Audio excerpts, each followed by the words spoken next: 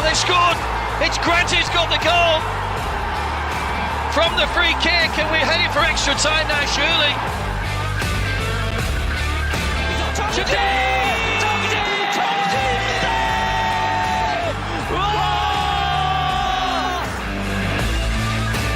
Domingo! It is 2-0, and that now surely seals the K-League title for John Buckland Motors. You're listening to the K-League United podcast, proud partner of Football Nation Radio. Hello, I'm Yoseo Ryan Walters coming to you from the much less glamorous location here in Bangkok. I am indoors today because it's raining, but the guest is better than the weather. It's the man himself, Triple R, Rhysh Roshan Rai. How you doing? I'm good, Ryan. Man, I really love the intro that you guys have, especially that bit where a couple of guys going like, what sounds like Troy Deeney scored or something. I don't know what that was, but it was brilliant.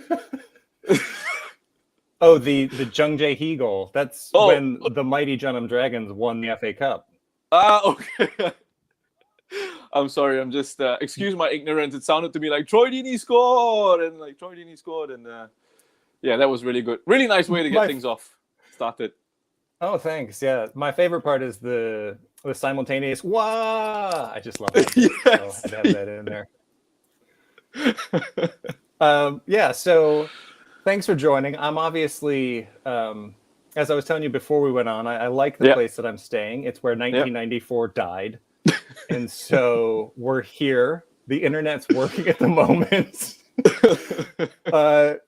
It's appropriately gloomy weather today for the K-League listeners out there, because we're going to be talking about a night that was not great for K-League, but as anybody that's listened to me speak on here before will know, it was kind of a decent night overall for Asian football, in my opinion, because we're here to talk about the Southeast Asian sides. 3-0 is what we're calling that. 3 wins over the K-League side. Where the Jeonnam Dragons fell to BG Pathum United. We don't really need to talk about that one too much. Daegu FC fell 3-0 to Lion City Sailors, and Ulsan Hyundai fell 2-1 to JDT. So, Roshan, let's go ahead. Let's get started with the one that I don't think should be considered a surprise. I do think that it needs to be in this conversation. I do think that it's a big deal, but BG Pathum United beating the Jeonnam Dragons at home, I don't consider that a surprise. That's not just me having sour grapes while I'm wearing my Jeonnam shirt today, right? No. I agree with you completely. In fact, I think when the draw was made for this group, and you looked at the group and you looked at BG Pathum and the quality that they have, I think they were one of the favorites to go on and qualify. I think they actually got a really good group out of the draw. So it's not something that's really a surprise to me, because I think we know of the quality of BG Pathum. They made the knockouts last season as well, and they come into this campaign with a very strong squad, a good coach in Tegura Mori in there as well. I know players like what he's doing at the club and what he's been able to bring through. So no, I'm in complete agreement with you here. I think it wasn't a surprise to me. I think it's a result that was expected, and it's a result that BG Pathum needed to get, to give them a good chance of, I think, progressing into the next round.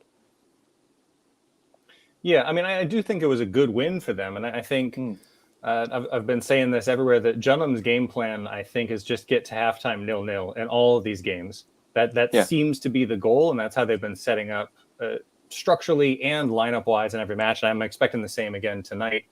But in this one, the Dragons did that. And I thought they looked a lot better in the first half than they did in their win against United City. So I do think this is a good win for BG. I'm not trying to take anything away from them in that regard. I do think it was a good win. They did have to break down a very stubborn Dragons defense. And the first goal didn't come until the 51st minute. So I think it was a good win. I think it showed their quality. But on the whole, I don't think that this one would be considered a surprise. So that's why we're not spending a ton of time on this one. Not because it rubbed salt in my wounds. No, but I think what was actually good was for, I think, the rest of us out here to see what the standard is kind of like in K2. I don't think we get to watch K2 football much over here, at least in my part of the world. I don't get a chance to. And to sort of see BG Pathum, I think, dominate aside from Korea, we have this idea. I know I have this idea that Korean football. K1, I mean, incredible, right? And K2 as well. You don't think there's that much of a difference in terms of the level of quality and the level of play. Mm-hmm. So it was kind of really good to see a Southeast Asian team and Thai players, performing against a Korean team. Well, it's a K2 team. It kind of doesn't really matter in that sense. You see that actually there are Southeast Asian players who are capable of playing to a certain standard. So I think that was really sort of a good thing to see. And I think you mentioned perhaps this game suiting Jeonnam a little bit more in terms of their approach, in terms of their style, in terms of being able to hit more on the counter attack. And to see BG Pathum actually be the dominant side was, again, like really good to see from a Southeast Asian sort of perspective. Yeah, I think that's going to be really interesting tonight when the Dragons face Melbourne, because they're definitely going to be under it again. And I think that does suit them better. But like you say, I think that is also a statement for BG to be able to go and take the game, which is a theme for all of these matches, that I think the game was taken to the K-League side in each and every one of these matches, and I think that's why it's so impressive. And that's why JDT is last on this list. We'll be talking about that game last. There is one question that came in on Twitter from somebody whose Twitter name is just Eat. I don't know if that's I don't know if I'm mispronouncing it. It's supposed to be like Ets or something, but it's just Eat. So I love the Twitter name. And they're asking a question that I do think plays into this match and plays into the other match. Do you think the heat/environment had an impact on the performance of the K-League sides? Yes, I think so. I think it's not just the K-League sides. I think it affects sides from East Asia coming into this environment where they are in the seasons. In terms of the climate, of course, it's very different, isn't it? I mean, they're coming over here and there's heat, there's humidity. I know in Singapore it's been raining. In Thailand, I think it's been a case of a few thunderstorms that's been going on as well. So these are things that will be new or a different experience for some of these players. So I do think it has an effect. It has an impact. I think when I played in the competition many, many years ago, like 10, 12 years ago now, we could see that impact on East Asian sides. We played against Suwon, played against the Chinese team, Henan, and then Gamba, Osaka as well. You could see they were still incredibly good. Technically, they were superb. But the tempo of the game did drop somewhat. And it does give, weaker sides or Southeast Asian sides a bit of an advantage in that sense. But you still need to have that quality to take advantage of those situations. And really credit to the Southeast Asian side that were able to pull off those wins. But yeah, climate, environment does make a bit of a difference. Sure. Yeah. And I mean, I don't think that was a huge factor for the Dragons in this one. I will say depth certainly is. And I think that is where it'll play in, because those starters are going to get tired. And I know Leonardo Polana, I think he's only 25, 26, but like that dude can't run for 90 minutes every game. So we're going to see how that goes. Yeah, great point. That recovery and that ability to sort of chop and change and to keep things fresh, I think that's going to come into it. And you'll see the bigger sides who are still able to change, the likes of Kawasaki, the likes of Ulsan perhaps, who can chop and change and still maintain a certain level of play and level of quality. And that might not have been the case with Jeonnam.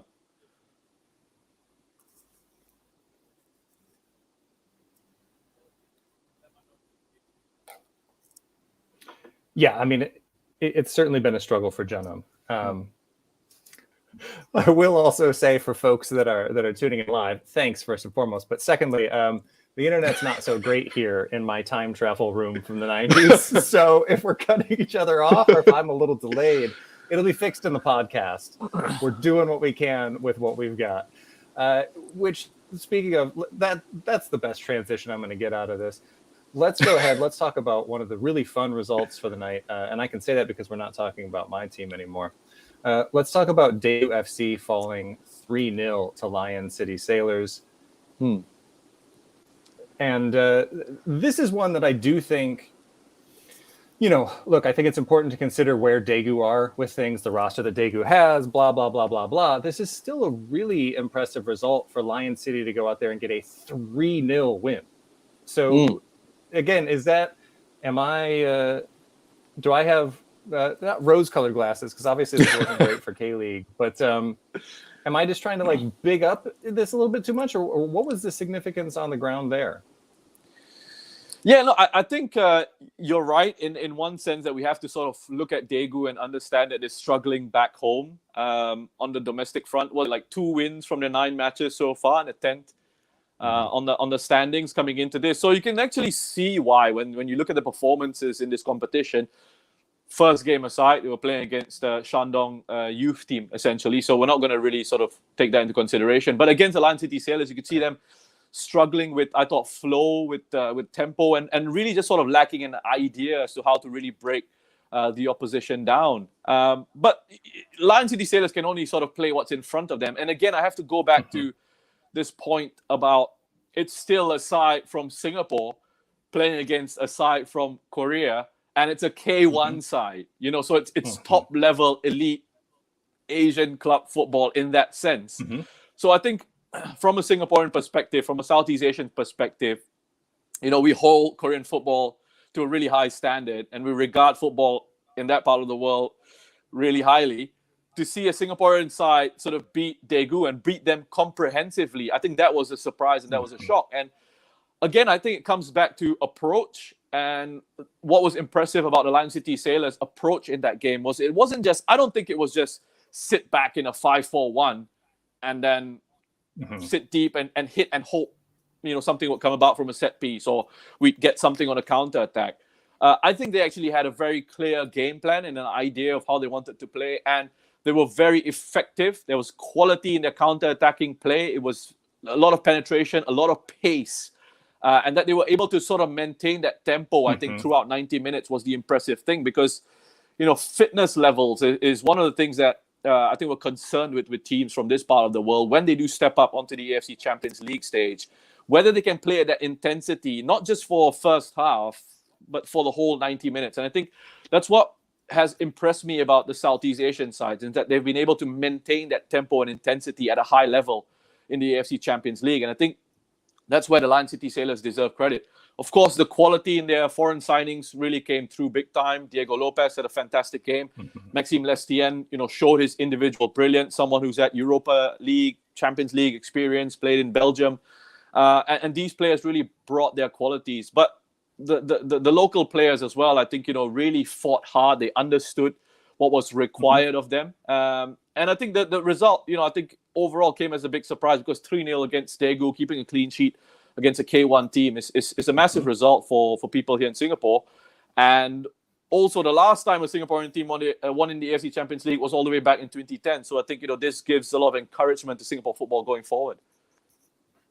Which side was that?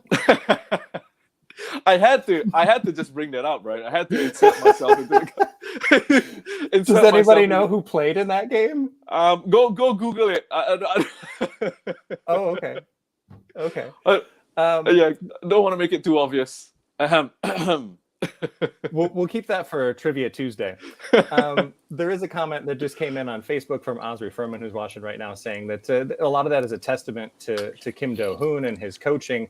And this is something we've talked about before. I think there was a statement of intent from Lion City. My it's the BBC. Daddy, I want to watch the... Okay, baby, you go. I'll come out in a bit. Go. Okay, but I'm on live. Everybody can see you. Go, please. Darling. Sorry, give me a second.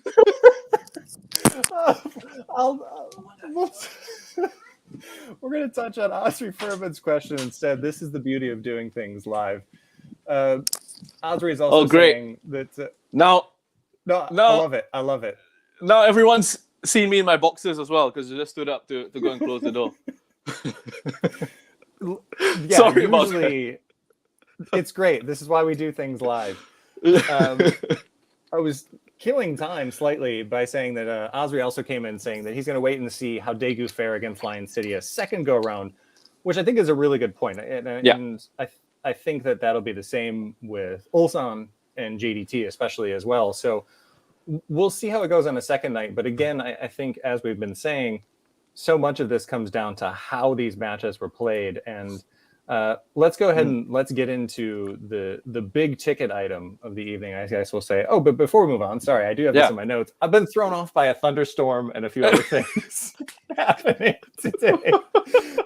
I did. Man, there was a really great thunderclap before we came on, and now the sun is out, and I could be outside, but I wish that would have been in the live broadcast, like at the perfect moment. But I did want to just plug the interview that you guys had with Song Young on the Rated R podcast, or Rated R podcast. Yeah, thanks, man. Podcast, appreciate it. Yeah. Thought that was a really good chat, and especially for K-League fans, for Korean football fans, I think his story is a very interesting one. I think he had a lot of interesting things to say. He is now a Singaporean national team player, obviously of Korean birth, and got the opener in that one. And he's talked a little bit about that since, of like, was that kind of strange? And you guys talked about that on the podcast, but I thought it was interesting hearing from him. And he's somebody that is kind of in the Korean football sphere because obviously he's Korean born, but he's been in Singapore, I think 10 years now.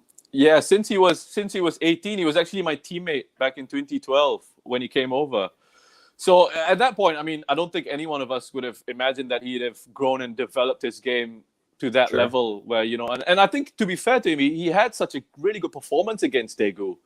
I don't know whether there was like additional motivation coming up against a Korean team. I'm sure there was, but he is a very good footballer, Song Young, and I think we're glad that he's chosen to get a Singapore passport and play for Singapore, because he gives us such good quality. He's got incredible work rate and technical quality as well. And he can play in a few different positions. He can play in central midfield, which is kind of where he started his career when he came over.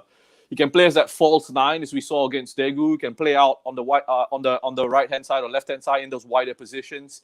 And yeah, look, I think he had such a good game, and it's also, for me, just to sort of deviate slightly, kind of a shop window for some of these players, I think, to show that they are capable of playing at this level. Yeah, absolutely. I'll save my 2 cents on that for the mailbag. We did have a good question that came in about that, and I think that it is a statement of intent from these teams and these players in general. And I think Song Young's a perfect example of, we see a ton of national team players that were born somewhere else, and I love seeing that. I mean, look, it's a global game.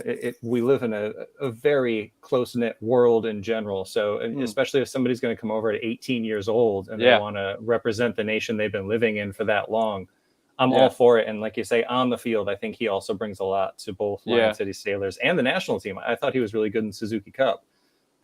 So if folks aren't watching Lion City Sailors yet, you are sleeping on a very interesting team. And Kim Shin-uk's going to score eventually. It's going to happen. Hey, he's doing great in the Singapore Premier League, by the way. And just in case people out there weren't aware and didn't know this, you can actually watch Singapore Premier League for free, right? I think everywhere across the world it's available. So you can actually catch Lion City Sailors for free almost every week when the SPL is going on. And you can actually see the likes of Kim Shin-uk banging in the goals for fun on the domestic front in the domestic league, and keep up to date with Song Young's career and how it goes on as well. I mean, that point you made as well about kind of naturalized players coming in and, that global game around it. I think with Song, the point that you made as well was quite right. I mean, he came in when he was 18 and he spent a large part of his sort of formative years, in that sense, I would say, in Singapore.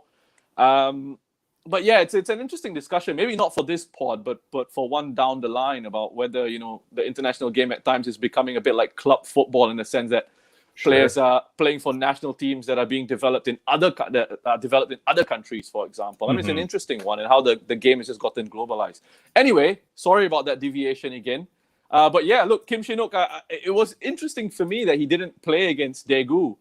And actually, it turned out well for the Sailors, because they actually looked like they had a lot more mobility with Song up front and in those advanced positions. They actually had someone who dropped off and linked the play really well, and was giving the defenders a runaround.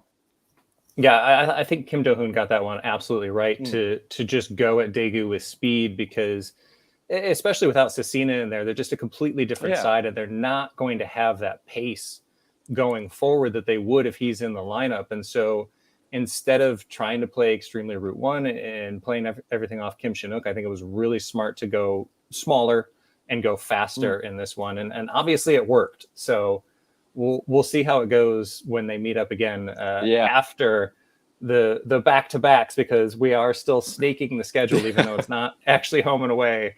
We're going to have the same matches back-to-back with these teams, which it's interesting. So we'll see. I'm fully expecting some red cards in the second match of these. By the way, these teams are not going to be happy to see each other on match day 4. But speaking of teams that aren't going to be happy to see each other, I don't think Ulsan Hyundai is happy at all right now. They are winless through 2 matches. And again, as of time of recording, we're doing this as we go.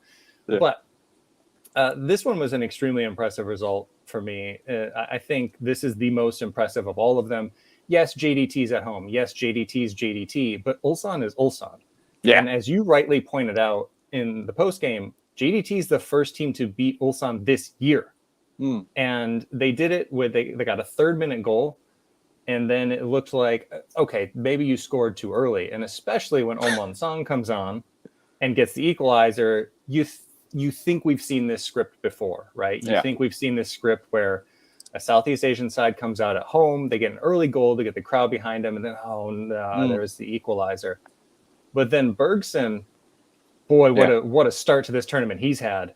And he comes up with an 80th minute winner. And the thing, and we'll talk about the game, but the thing that's going to stick with me personally on this one is what you want to see from this tournament. Everybody goes nuts. Everybody goes nuts. You could just see what this win meant. Yeah. And with good reason, I think, because again, to me, of the 3 results, this is the most impressive. Because Ulsan are Ulsan. Daegu are in poor form. Jeonnam's a K2 side. Ulsan are in the lead in K1. They've won this tournament twice. And JDT went out there and won. And as we've said before, they took the game to them. Were you a little bit surprised to see them attacking that much? No, not surprised at all. I think JDT actually have learned quite a bit from playing in this competition. I think they understand that they can't just sit back and invite pressure onto themselves and hope to defend it and see it out. I think they understand that at times, because of the quality that they have as well and the intensity that they possess within the team, the levels of fitness, as I mentioned, being able to maintain that tempo and that intensity throughout 90 minutes, they understand that they are going to have to sort of play that modern style of game where they put opposition under pressure and disrupt their build-up in possession. Okay, you're coming up against a side like Ulsan. They will have the quality to play out from that press and to break you down. But you need to kind of let them know, I feel, that, hey, we're there to compete. We're there to play. We have the quality. We want to trouble you. And that gives Ulsan as well, their players, that'll give them something additional to think about, because they'll know that this isn't just one of those games where we're going to be up against opposition who sit back and just basically let us have the ball and we can show our quality and we have all the time in the world to try and play passes through.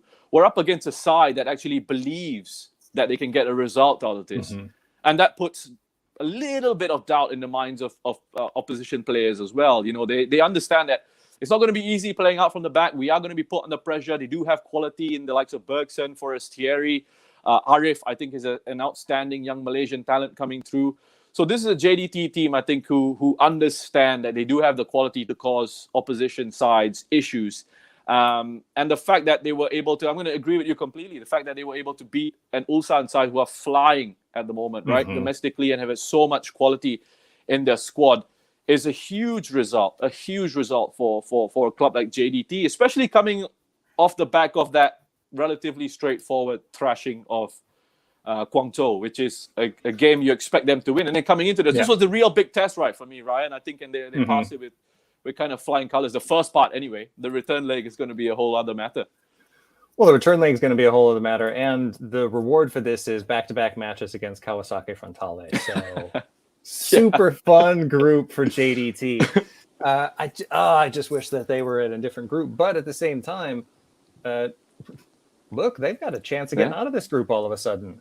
You know, yes, we're only 2 matches in as a time of recording, but 6 points through 2 games, that's solid. And you've got to expect that they're going to get another 3 points when they face the kids. Yeah. And so that's 9 points in the group that you're already looking at. If you can get a draw against Frontale, 2 draws even would be amazing. But we'll see how they go. But I think that there was a lot to like in this match. And We'll take a quick break, and then we're going to dive into the mailbag. So if you haven't had anything that you've come in with yet, if you've got to get up and get some drinks or anything like that, you got like 30 seconds because the internet's working. So we're going to finish this thing out. We'll be right back.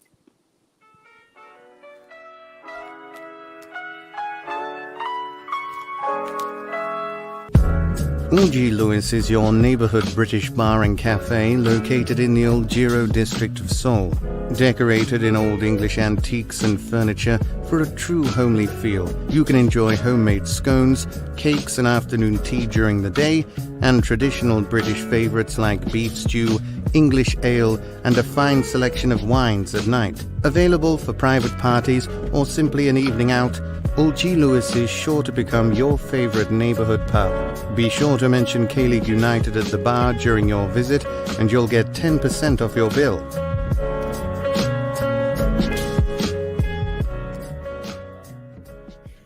Rhysh, I'm loving you watching the O.G. Lewis commercial. I'm hungry now, man. I was trying to get the name of the place. O.G. Lewis. O.G. Lewis, right? Lewis. Yeah. O.G. Lewis. His name is Lewis, but as you know, a lot of the Korean pronunciations get changed a little bit. I'm Raiyon, for example. Yeah. Brilliant. I got to get those 3 syllables in there. But yeah, O.G. Lewis, it's a good time if you're in Seoul, which neither of us are at the moment. But when we both are, that's where we'll go for some food. You got to take me, man, if I'm ever in Seoul. Deal. Yeah. Deal. All right. When travel opens back up. When FC Seoul's hosting an ACL game again, in 2030. Might be a while, yeah. Yeah. Well, we'll stick on the theme of English things because we have a question from Michael Boroff that came in. And these questions for the mailbag, we save these for the end because these are kind of more general and not match specific. And one of the things he's asking, I think it does play into that home advantage, which is, do you think we'll see a change in format for the AFC group stages if we continue to use centralized hubs? He's saying that it seems a little odd to continue playing as if it's home and away when it's a centralized hub. So do you think we'll have a hub next year? And if so, do you think we'll see this changed? I hope we go back to a home and away format, like what it used to be before the pandemic, or endemic now, whatever you want to call it. I hope it goes back to that. I think they've got their hands tied a little bit, the AFC, with the situation in terms of COVID and how it's affecting countries around the region and around the continent. So, I mean, look, it's not. I don't think it's ideal. It gets the competition going, but it's not the same, is it? Home and away, you get fans, and it was incredible, and it really was brilliant. To have that sort of rivalry, and I think it's great for the players as well to have that experience of traveling to one country and to a different country and experiencing different footballing atmospheres and life in different places rather than just being in one sort of centralized hub. And this centralized hub thing as well is also challenging for players and for coaches in terms of the schedule. I mean, challenging for everyone around it, involved in organizing it as well. So yeah, I mean, hopefully we can move towards that home and away format again. Hopefully things improve. I mean, I don't know what the health situation is going to be, but yeah, that would be my answer to it. In terms of if we still get centralized hub and whether the format changes, I don't see the format changing. I still think it's going to be these 6 group stage matches that we're going to get. So yeah, that's I think that's the way I see it going. Yeah, and like you say, let's hope that we can get back to home and away. I wouldn't mind a few more. I mean, especially, man, Jeonnam being an ACL in general is nuts. So the idea, how great would it have been to go to the Philippines, to go to Australia, and to come here to Thailand and do all those away days and do those things that, I mean, look, as a Jeonnam fan, that's a once-in-a-lifetime thing. And I think for the team and for the players, like you say, I think it's a very similar feeling. And so hopefully we can see that go back. But if not, if we are in hubs again next year, I don't see this changing. And I don't really see any reason that Southeast Asian nations shouldn't be hosting because they've been very well organized. The pitches have been pretty good. I mean, I saw when you were watching the July match, the Hong Kong July match the other night, that you were impressed with how good the pitch looked, which is which is great because we've all seen some AFC Cup games that don't look that nice. So it's been well done. Yeah. We're about halfway through, and it's been really well done. So if it has to happen again, hopefully it could be here, but hopefully it doesn't have to happen. So let's move on to another question here coming in from Tactic Times. And I appreciate Op not rubbing in the fact that BG beat Junham here. And maybe this is one more for me, but he's asking, do you think it's a fair statement to say K-League clubs are underperforming in ACL so far? But obviously I keep a closer eye on it, but I'm curious, what are your thoughts on that? Do you think that K-League clubs are underperforming so far? Yeah, I think so. I mean, the thing with the AFC Champions League as well is you could be, I guess it's the same for any sort of Champions League competition, right? In the sense that you could be absolutely flying domestically, and then that's how you qualify, right? You win a cup, or you qualify through a league position or whatever it is, and then you could have a lot of changes in the off season, and there could be a lot of impact on the squad, and you come into this campaign not at your best.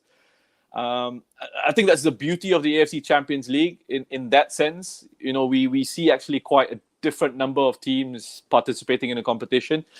But for me to see, like I said earlier, Daegu struggling as much as they have, it's a bit of surprise. Ulsan having only picked up 1 point so far. I mean, a game against Kawasaki is always difficult, but I expected them to beat JDT, which they didn't. So I think they are underachieving. And for Jeonnam, I mean, I didn't really know what to expect from them, so can't really say too much about that. Yeah, I mean, I think Jeonnam's about on par with what you could expect. 3 points against United City, should have had that. United City made that much more of a game than I thought it was going to be, so good on them there. But again, as we were saying, I don't think it's any surprise losing to BG, who barely lost to Ulsan last year. So Ulsan, though, on the note of Ulsan, they just keep Ulsaning. This is just what they do. I mean, they should have won that match against Frontale. The one time Cho Yonu doesn't punch the ball clear, it comes back to bite him. I think overall, though, I don't know that they're necessarily Ulsan's underperforming, yes. Jeonbuk have looked okay, but Jeonbuk have only looked okay domestically as well. I think that's one of the things with ACL. People see Jeonbuk and they think, oh, dear God. But if you pay attention to them domestically, they haven't been very good, especially going forward. The attack just hasn't been there this year. And I think Ilyachenko showed why the other night. He's just not firing the way that he has in previous years. So I think that the very early start seems to have affected these K-League teams a little bit. We started mid-February. I don't think that was good for the team, for the league, for the players. But I also think that it's showing that gap might be shrinking. Yes, these teams might be underperforming a little bit, but I do think when we're talking about teams that are taking intercontinental football seriously, like JDT, like Lion City Sailors, I think we're starting to see that gap shrink a little bit, and I think that's great. And if we could get the Chinese sides to send their full squads, and we could actually have this competition for the first time in 3 years, then we could really get a gauge of where things are. But that's one for another time. We're back to another question from Eat here, which again, love the name. And I'm going to put you on the spot. Do you think any of the ASEAN sides will make it to the knockouts? If so, which ones? I think the best placed one would be BG Patum. I think the best placed one would be BG Patum. I said earlier, I think the group that they're in, I think they should be able to progress from that one, either as winners or one of the best runner-up teams, second place teams. Aside from that, I still think it's going to be tough. I mean, while we celebrate, the likes of JDT and Lion City Sailors winning their matches, they've given themselves a chance. They've given themselves a shot, but there's still a long way to go with those matches coming thick and fast. And they still need to play for Lion City Sailors, they still need to play against Urawa and Daegu again. And Daegu, I expect, will want to avenge that defeat. And it's the same for Ulsan against JDT, and JDT coming up against Kawasaki Frontale. So if JDT somehow get points against Kawasaki Frontale, then I'd put them in that bracket of progression as well. Then I'd say the real deal. You guys have got a great chance of going through. And similar with the Lion City Sailors. I mean, I expect Lion City Sailors to beat Shandong's youth team in the back-to-back matches. But then the challenge is, again, Urawa and Daegu once more. So I think as things stand, BG Patum for me have the best chance of progression. Yeah. I'm going to go ahead and go out there and say that Lion City get through as one of the second place teams. Wow. Because okay. I think the schedule has worked out brilliantly for them. I think they went out there and they did well with what was in front of them. Urawa is Urawa. That's always going to be a tough one. But to go out there and get that confidence boosting win that they got against Daegu, and then like you said, to face a youth squad twice. So you got 9 points with two massive games left. Yeah. And look, Daegu, the schedule did not work out that well for them. Yeah. So Daegu might be in a spot where when they face off again, it's kind of they got their backs up against the wall, and that's not really how Daegu has shined. And also, I think it's also important to point out with Daegu that Alexander Gama came in brand new this year, and they're still kind of getting under his system. So I think Lion City get through as one of the best second place teams, and maybe JDT do if Ulsan doesn't get it together. But I think BG for sure. Yeah. And I think we will see Lion City get through. And I'm going to say it every time I'm on. Kitchi's getting through as well. Oh yeah. I think they go through. They got plenty of experience in that Kitchi squad. I think they know how to get. I think they just missed out. Was it last year? They were really close, and I think just missed out on something like goal difference, if I'm not mistaken. It was. Or goal scored or something like that. Fun fact: do you remember which team they missed out to? I can't at this point. But I feel like you're going to tell me, and I'm going to be annoyed with myself. Pohang Steelers. The team that went to the final, exactly. made it out of the group stage on goal difference. Yeah, at least Pohang made good use of that and went all the way into the final. So well done to them. But what's going to be interesting as well, I think, with the groups, and is if I'm not mistaken, they're going to take away the results against the bottom place sides, right? Yeah. So that could come in as well at some point, obviously, towards the latter stages. So I mean, it's going to be interesting to see how things pan out.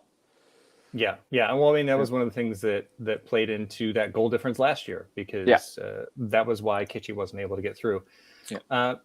Got a couple more questions here for you. Another one from Osri Furman that he got in before watching live, which again, thank you, Osri, for almost always watching live. Yeah.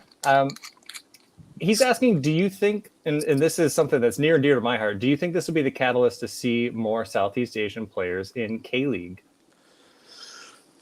Yeah, I hope so. I really do. And Azri, by the way, I think is fantastic, the stuff that he's doing. You know, he chats to me on Twitter, he DMs me sometimes about stuff and all that. So shout out to him. And I know you guys are appreciative of the fact that he's always tuning in. Back to that. Yeah, I hope so. I mean, like I said earlier, I think it gives players from this part of the world an opportunity to put themselves in the shop window a little bit. You know, that there are eyes on this tournament. I know Irfan for a fact did well last year, and he just played that knockout game against John Book. That was it, essentially. And they looked at him and they were impressed with him, and they wanted to actually, I mean, I'm sure there was a lot more other scouting that goes on, but they were impressed with him and they wanted to bring him on board. They just couldn't quite agree a transfer fee with between themselves and BG Patum.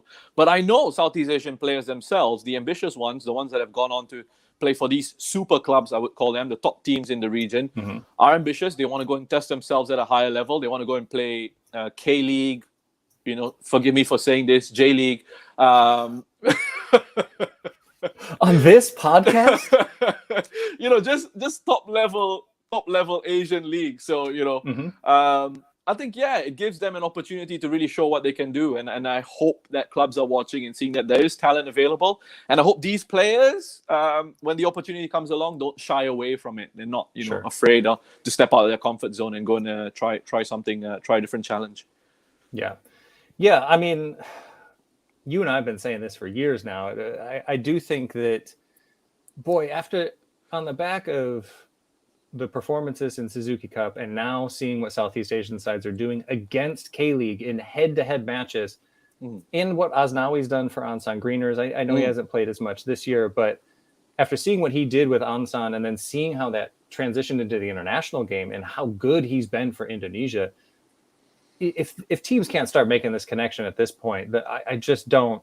Fire your scouts, for crying out loud. Like, what are you doing? Look at the talent that's here. Which leads into our last question, which came in from Mundane, I'm going to say, is how their name's pronounced. Sure. Look, it's not going to be as bad as.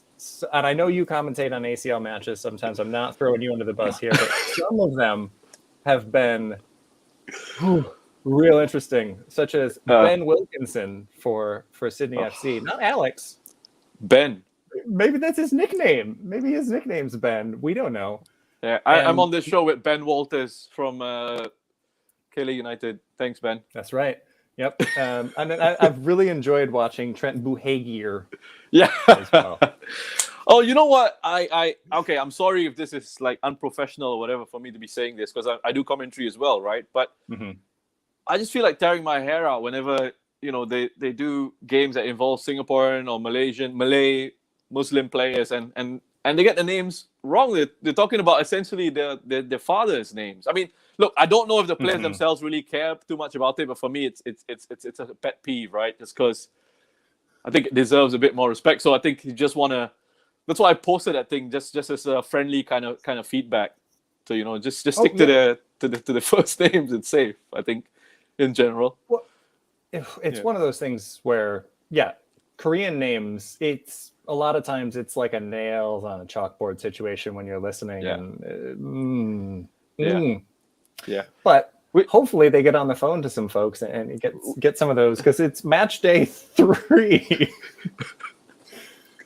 Maybe you know what we're both available. If commentators are listening, we're both available. I'll take that phone call. My Korean is not good, but it's better. I'll take that phone call. Maybe there needs to be a project done by Asian football fans where we come up with a pronunciation guide for whoever it is who's doing this stuff. Please, ACL commentators, you're calling the game great. It's just these name pronunciations. Yeah. Let's talk. Literally, let's talk. Anyway, speaking of folks that want to talk, let's get to the question and stop throwing our colleagues under the bus. Apologies. Or, look, this could be a commentating duo right here. I'm just saying. We've both called games. We're both in love with this competition. Let's do it, AFC. I know you're listening. All right. Yeah. The last question for today is, which ASEAN players have caught your attention so far? And I'll actually start. I'll give you some time to think about it. You go ahead. Because I'm here in Bangkok, so I've been paying attention to these games mainly. And this is my first time seeing Irfan Fandi in person. He's a big boy.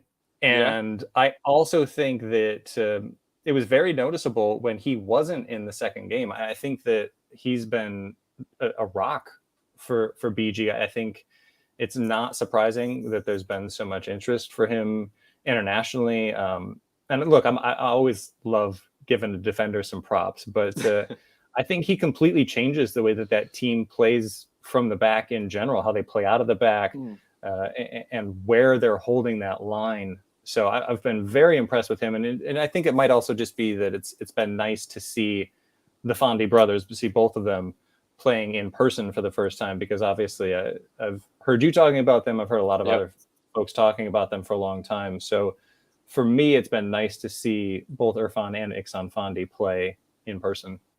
Yeah, I mean, I think that the Thai players for me, I mean, Chawat, I think, has been good. I think he's been really good at controlling the midfield situation for BG Patum. And I know not necessarily in this competition, but I'm just speaking about in general. But he also has featured, of course. Warachit is another one that stands out to me for BG Patum. Irfan and Iksan, as you mentioned, of course, Singapore represent, and I would love to see them go on and do bigger and better things.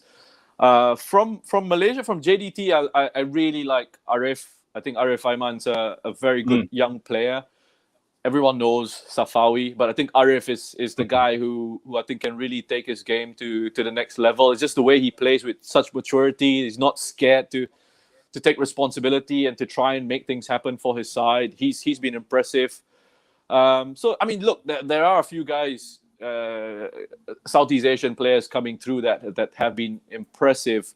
Who else am I missing? Lion City Sailors, the local boys have done well. They fought well. Songs, someone who stood out for me. Yeah, I mean, look, brilliant. Hassan Sani in goal. I don't think he's going to be getting a move to any big Asian club because he's 37, 38, but he deserves a shout out just because he's been so impressive. Yeah. But yeah, I mean, lots of them sort of coming through. Who's that central midfielder? His name's escaping me now. Who plays for HAGL, Jalai. Number 11, I think. Tuan An? 11. Is it Tuan An? I think he sort of bosses the midfield for them with his socks down.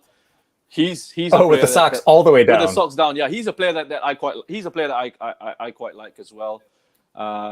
And then Van Tuan as well. I think he's been doing good for the Vietnamese side. So those are some of the few players off the top of my head who I picked out that have impressed. But look, there should be a few more. I think Afiq Fazail for JDT in central midfield, when he does get an opportunity, has been quite steady as well. So he's another one to keep an eye out on.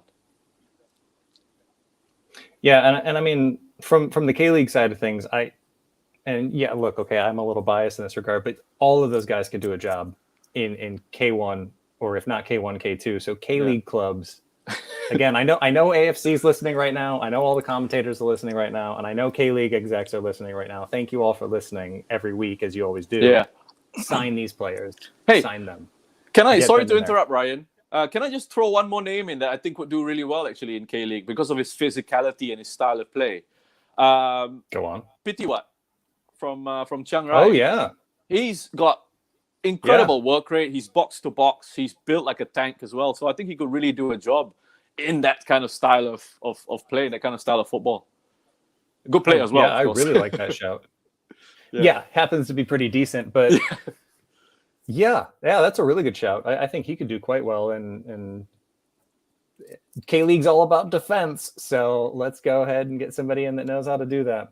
Yeah. But the games are coming thick and fast. In case folks don't know, before we get out of here, where can people find you online? I think I've got my Twitter handle there at Rhysh Rai. If you want to find me on Twitter, that's my Instagram handle as well. But my Instagram is mainly about work. I don't put things up like what I'm having for lunch and stuff like that. And I'm sorry, I do apologize. Shots fired. Shots fired. Ryan, that's not a dig. That's not a dig at you. That's not a dig at you at all. I'm just trying to tell people what to expect from my social media accounts. But yeah, you can find me on Twitter at Rhysh Rai. Now, hang on a second before we go. What was your story yesterday?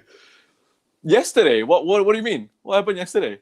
You asked people a question. Was that question about football or food? I don't remember. It was roti prata, right? I don't know. Have you ever had roti prata? Have you ever been? I want to after seeing the picture. It's this like in Malaysia, I think they call it roti canai. In Singapore, we call it roti prata. So it's just like fried, crispy dough that's like soft and fluffy, and you can have it plain. And if you have it plain, we call it kosong, right? Kosong means just plain, nothing in it. And so basically, the post that I put up on my Insta story was just 4 prata kosong, which was in reference to Liverpool beating Manchester United by 4-0. Because so they always tie together. Okay, they always tie together. Yeah. Here I was trying to get you because I posted. I'm in Thailand, man. I'm posting the food pictures. But no. Hey, look, it's not a dig at anyone who posts food pictures. Please go and do it. It's your social media account. I'm just saying I don't post food pictures, so don't expect to find out what Rhysh Rai is having for breakfast, lunch, or dinner. I might post a few drinks in there if that's there you go. That's the thing. I mean, look, if you're listening and you just want football takes from somebody that's played in this tournament and is now commentating on it, then fine. I guess he's a decent follow. But the food pictures, that's Paul Meat, ladies and gentlemen. That's who you want to follow there. Anyway, Rhysh, thank you so much for taking the time. And hopefully we'll be talking about some Southeast Asian teams making it out of the group stage at the end of this. But bye for now. Thanks, Ryan. Always a pleasure to speak to you.